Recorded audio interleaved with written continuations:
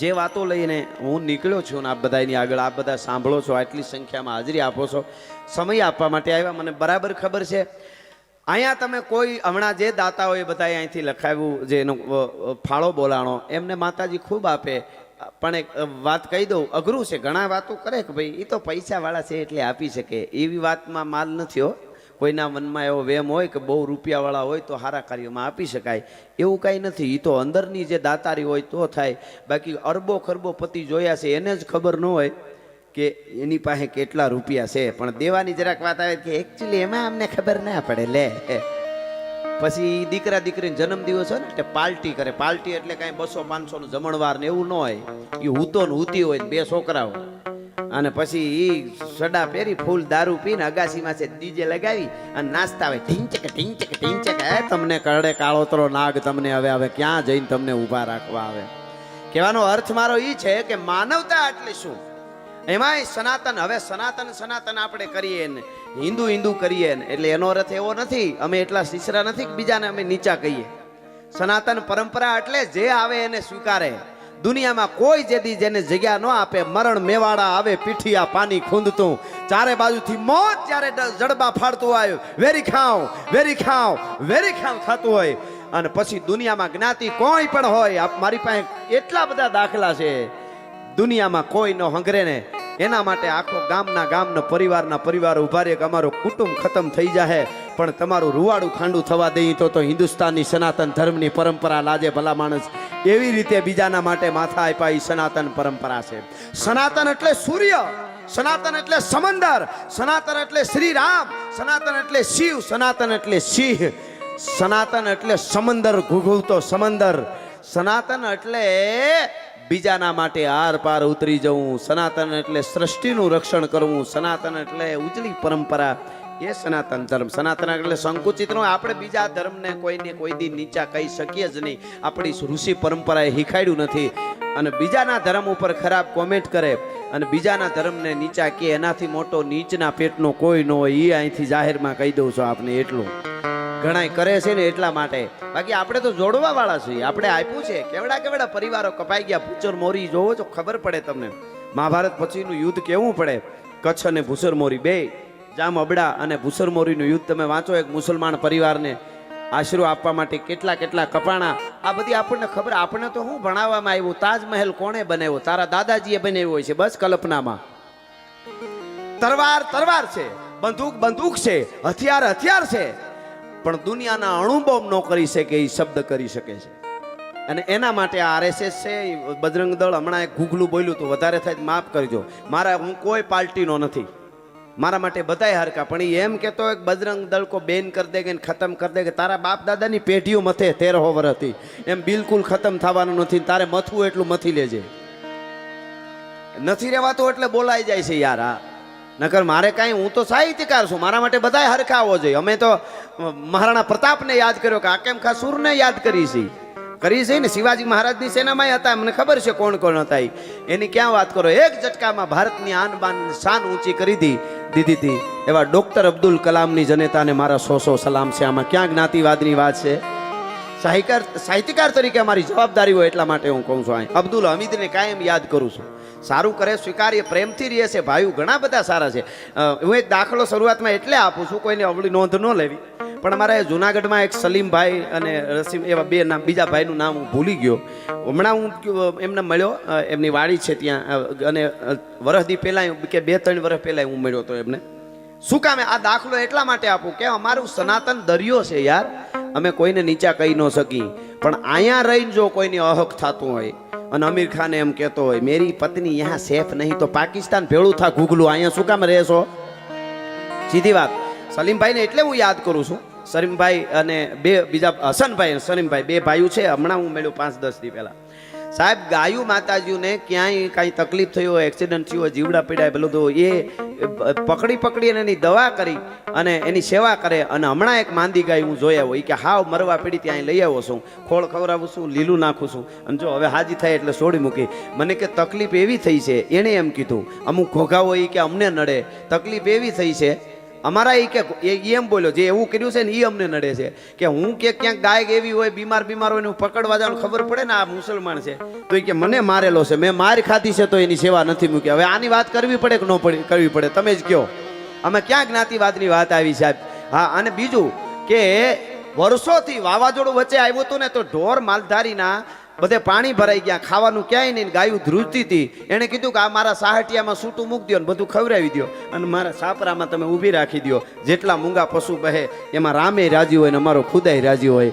એમાં ક્યાં કોઈ વાત આવી છે? આમાં કહેવાનો અર્થ મારો જે છે એ તમે સમજી શકો.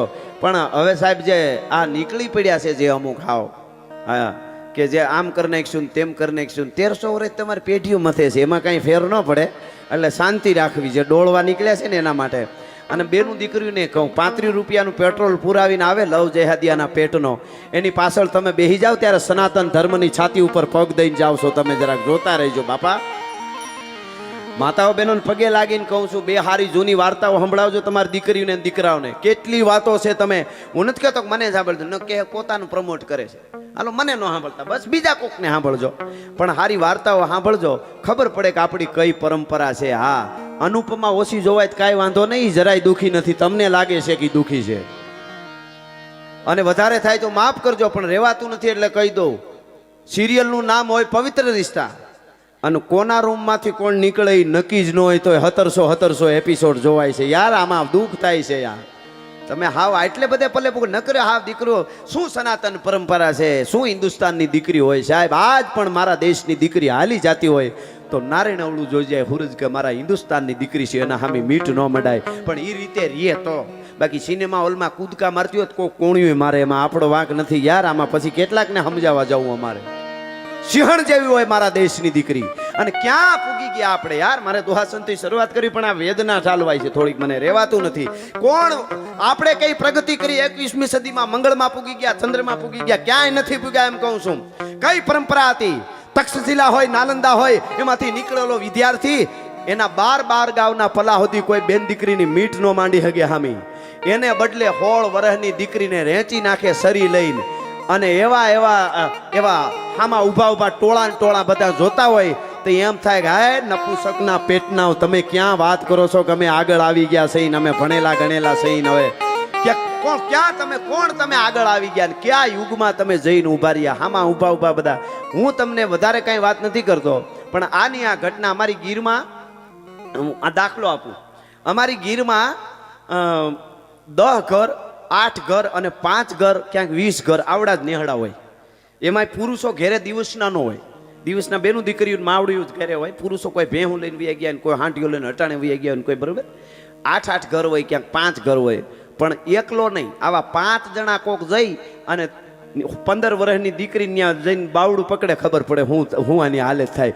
કુવાડીઓ લઈને વેતરી નાખે ઊભા ભલા માણસ. તો તમે કહો એ યુનિવર્સિટી હારી છે કે આ યુનિવર્સિટીમાં જ ભણીને નીકળે? હું ભણવાનો વિરોધી નથી, બહુ ભણજો, બહુ આગળ વધજો, પણ મને આ રહેવાતું નથી. એટલે કહું સમાજની સભ્યતા ક્યાં જઈને ઊભી રહે છે એ ન થાય એટલા માટે આ ભગવી પાઘડીઓ બાંધીને બધા ભેળ કે એના હવના ધંધા છે. એના પ્રોગ્રામ કરે તો રોટલા લેવું નથી, આમાં તો ગુમાવવાનું છે બધું. પણ ગુમાવવા કરતાં બીજું જે કમાય છે. એટલે એમએલએ સાહેબ આપ બધા જે અહીંયા આવ્યા છો, હું છેલ્લે સુધી બધાને કહી દઉં, તમે જે સમય આપવા માટે આવ્યા છો તમારા, કારણ કે તમે અહીં 5 લાખ દાન આપી દો પાછું કમાઈ શકો. તમે મહેનત કરો. 2-4 હું ઘણી વાર બોલ્યો છું, એમાં પહેલો નંબર કોને આપવો એ તમે નક્કી કરજો. પણ 2-4 વસ્તુ ભેળી થાય ત્યારે આપણે આગળ આવીને કંઈક સારું થાય. મહેનત, દાનત, કૃપા અને કિસ્મત. આમાં નંબર કયો પેલો એ તમારે લગાડી દેવાનો, જે તમને સારો. મહેનત, દાનત, કૃપા અને આશીર્વાદ. મહેનત, દાનત, કૃપા અને કિસ્મત. આ 4 વસ્તુ હોય તો આપણે આગળ આવીએ. આમાંથી એકાદું આડાવડું હોય ને, બધું હોય, દાનત ખરાબ હોય, 5 વર્ષમાં માસડો હેઠો આવે. હા 3 વર્ષ, 2 વર્ષ, 5 વર્ષ એવું બહુ લાંબુ નું હાલે. આ બધું હોય તો તમે 5 લાખ કરોડ કમાઈ શકો. પણ તમે અહીં સમય આપવા આવ્યા છો ને 2-3 કલાક, 4 કલાક, એ તમારા જીવનમાંથી અરબો ખરબો આપો તો એ પાછો ન મળે એવો સમય આપવા માટે આવ્યા છો. એટલે આ બધાને ખૂબ ખૂબ વંદન અને અભિનંદન કરું છું. લોક સંસ્કૃતિની વાતો કરવા આવ્યો, બિલકુલ વાયડાની વાતો નહીં, પણ અમુક રહેવાય નહીં ને એટલે ધરાર બોલાઈ જાય. અમુક જે હાવ નીકળી પડ્યા છે ને લેવા દેવા નથી, અને બહુ મોટા છે ને એણે જ સમાજને પૃથ્વી નુકસાન કર્યું. તમને કહી દઉં છે ને, સ્કૂટર ભૂલું પડે ને, સ્કૂટર તો બીજી ગલીમાં જાય, ઘૂમરો મારીને વયો આવે. પ્લેન ભૂલું પડે બીજા દેશમાં જાય. મોટા નુકસાન કરે ને નડે બહુ. અમુક એવા નડે છે કે હજી આપણે ભરપાઈ નથી કરી શક્યા 70 વર્ષમાં. રવિ સાહેબ હા હજી માસડો ભેળો કરે છે મોદી સાહેબ પણ કેદી થાય. વળી મોદી સાહેબ કહે ઘણા એમ કહે કે આ તો પાર્ટીના છે, અમને ગમે છે તો ગમે છે યાર. હવે મોદી સાહેબ હાલે આવતા હોય તો હાવજ જેવો લાગે, इसके लिए એક તાલી તો બનતી હે યાર. હવે આમાં ક્યાં કોઈ આપણે કોઈને ઓલું છે.